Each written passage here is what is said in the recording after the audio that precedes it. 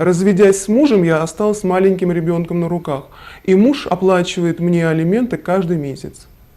Үз исемен һәм фамилиясен әйтергә теләмәгән әлеге ханымга бүгенге көндә иреннән алимент килә, түләмәүчеләр аз түгел.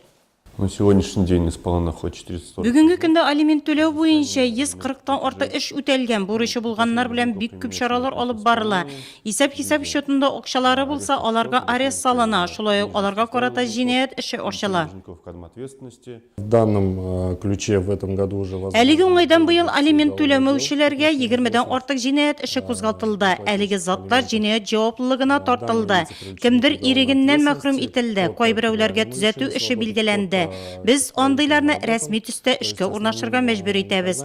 Алга таба аларның акчалары тотыла һәм балик булмаганнар файдасына түләнелә. Шул рәвешле алимент түләмәүчеләрнең бурычы капланып барыла. Суд приставлары атнага 2 тапкыр алимент түләмәүчеләрнең үйләренә бара. Эшкә урнаштырып, шул рәвешле бурычларын каплаталар. 62 кеше бөтенләй дә түләми.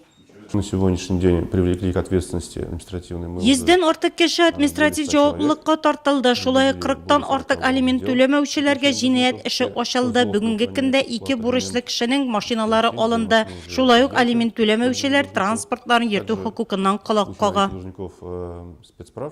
В этом году действительно возбуждено. Быелгы елда җинаять эшләре үткән елның бу вакыты белән чагыштырганда күбрәк ачылды. Хокук саклау органнары хезмәткәрләре бурычын түләмәүчеләргә карата эшне көчәйтте.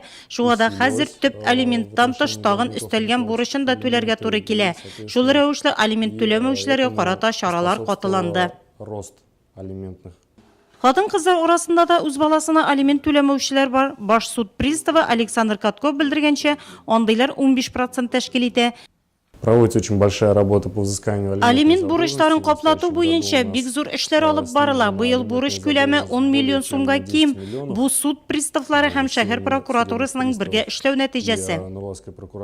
Гаеп ирдә дә, катында да булырга мөмкин. Һәм шулай була да, балалар аның өчен начарлык күрмәсеннәр, алар гаепле түгел, алар матур тормышта, мул тормышта үссеннәр, гаилә бәхете булсын аларга да.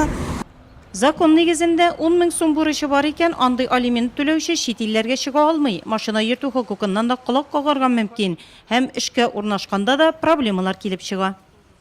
Теге яки бу кешене эшкә алганда, әлбәттә инде беренче чираттагы теге яки бу бурычлар булуын белешәбез.